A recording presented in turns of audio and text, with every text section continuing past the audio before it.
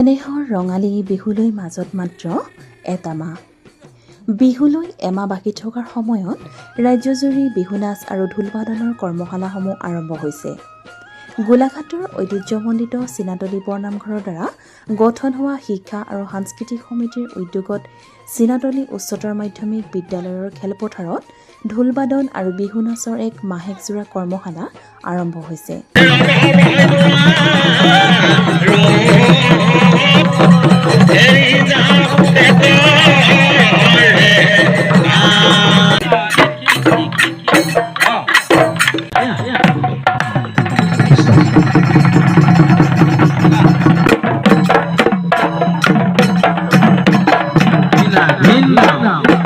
প্ৰজন্মৰ ছাত্ৰ-ছাত্ৰীসকলক লোকবাদ্য ঢোলৰ পদ্ধতিগত প্ৰশিক্ষণ দিয়াৰ লগতে ঢোল-বাদনৰ প্ৰতি আকৃষ্ট কৰিবলৈ আৰু বিহু সংস্কৃতিক ৰক্তে ৰক্তে প্ৰবাহিত কৰাৰ লক্ষ্যৰে এই কৰ্মশালাৰ ব্যৱস্থাপনা কৰা হৈছে। উক্ত কৰ্মশালাত বিশিষ্ট ঢোলৰোজা জয়ন্ত কোঁৱৰ আৰু তেওঁৰ সহযোগী শিল্পীসকলে কৰ্মশালাত অংশগ্ৰহণকাৰী ছাত্ৰ-ছাত্ৰীক ঢোল-বাদনৰ প্ৰশিক্ষণ প্ৰদান কৰিব। লগতে অহা 1 এপ্ৰিলৰ পৰা এই কৰ্মশালাত লতাশিল বিহু কুঁৱৰী, বিহুৰাণী অসম কুঁৱৰী তথা অসম বিহুৱতী খিতাপ বিজয়ী প্ৰজ্বলিকা হাজৰিকাই ছাত্ৰ-ছাত্ৰীসকলক বিহু নাচৰ পদ্ধতিগত প্ৰশিক্ষণ প্ৰদান কৰিব। আজি চীনাতলী বৰনামঘৰৰ শিক্ষা আৰু সাংস্কৃতিক সমিতিৰ সভাপতি সমীৰণ দিগন্ত বৰাৰ সভাপতিত্বত অনুষ্ঠিত উদ্বোধনী কাৰ্যসূচীত কেইবাগৰাকীও বিশিষ্ট ব্যক্তিক সম্বৰ্ধনা জনোৱা হয়। কৰ্মশালাভাগ আনুষ্ঠানিকভাৱে উদ্বোধন কৰে চীনাতলী বৰনামঘৰৰ সমাজ পৰিষদৰ সভাপতি ৰেবকান্ত শইকীয়াই। কৰ্মশালাখন সন্দৰ্ভত উদ্যোক্তা আৰু প্ৰশিক্ষকৰ বক্তব্য শুনোৱা হয়। চীনাতলী বৰনামঘৰ সমাজ পৰিষদৰ শিক্ষা সাংস্কৃতিক সমিতিৰ উদ্যোগত আপোনালোকে ইয়াত ঢোল-বাদন আৰু বিহু নাচৰ প্ৰশিক্ষণ আৰম্ভ কৰিছে। কি ক'ব গোটেই পৰিকল্পনাটো? হয়, ইতিমধ্যে আপোনালোকে জানে যে গোলাঘাট জিলাৰ এখন ঐতিহাসিক গাঁও চীনাতলী, আৰু চীনাতলী বৰনামঘৰ সমাজ পৰিষদৰ অন্তৰ্গত এখন কমিটি আছে, আৰু সেই কমিটি হ'ল শিক্ষা আৰু সাংস্কৃতিক সমিতি।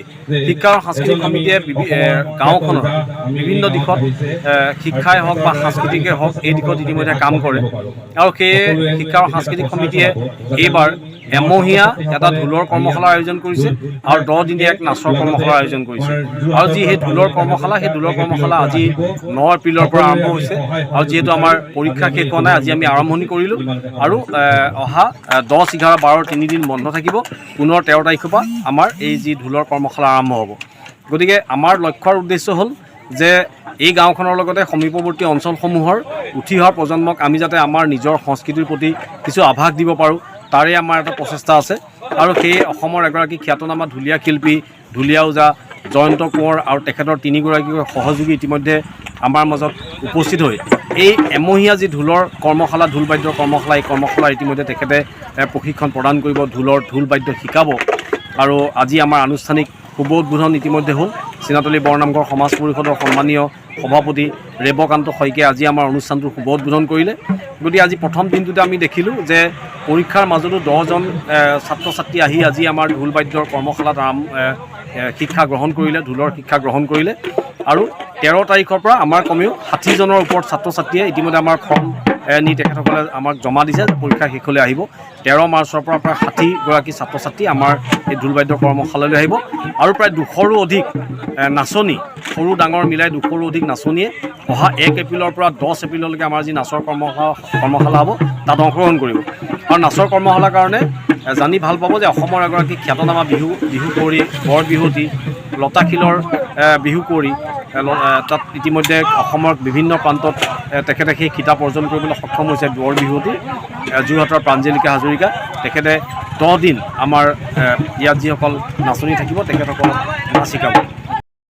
আগতে এখন খোল প্ৰশিক্ষণ কৰ্মশালা আয়োজন কৰিছিল, লগতে ছাত্ৰ-ছাত্ৰী শিক্ষাৰ ক্ষেত্ৰতো এখন কৰ্মশালা আয়োজন কৰি যি সন্মান বুটলিবলৈ প্ৰাপ্তি হৈছিল, তাৰ লগত সংগতি ৰাখি অহা 9 মাৰ্চৰ পৰা অন্ততঃ এপ্ৰিল মাহলৈকে যি আমাৰ নাচনী আৰু ঢুলীয়াৰ কৰ্মশালা আয়োজন কৰিছে, সেই কৰ্মশালাত আমাৰ গাঁৱৰ ছাত্ৰ ছাত্ৰী বা যুৱক যুৱতীসকলক যথেষ্টখিনি অৰিহণা দিয়াৰ আমি কামনা কৰিছোঁ। পোনপ্ৰথমে মই অসমবাসী ৰাইজলৈ চিনাতলী তৰফৰ পৰা আন্তৰিক অভিনন্দন জ্ঞাপন কৰিছোঁ আৰু আগন্তুক ৰঙালী বিহুৰ শুভেচ্ছা জনাইছোঁ। আজি যি এই চিনাতলী গাঁৱৰ ৰাইজে বিহু কৰ্মশালা অনুষ্ঠিত কৰিছে, সমূহ চিনাতলী গাঁৱৰ ৰাইজৰ একত্ৰিতত আমাক এই এমহীয়া কৰ্মশালাৰ ভাগত প্ৰশিক্ষক হিচাপে নিমন্ত্ৰণ কৰি এটি গধুৰ দায়িত্বভাৰ দিছে। খুব সুন্দৰ, আজি খুব সুন্দৰকৈ আমি এই অনুষ্ঠানভাগি অন্ত পেলাইছোঁ আৰু এমাহৰ বাবে এই অনুষ্ঠানভাগ চলি থাকিব। আমি অসমীয়া যি সংস্কৃতি, এই ঢোল বাদ্য সকলোৱে আদৰি লওক আৰু সকলোৱে বিহু খুব সুন্দৰকৈ পালন কৰক। ভাস্কৰ ৰাজগুৰ ৰিপোৰ্ট, দৃষ্টিকোণ।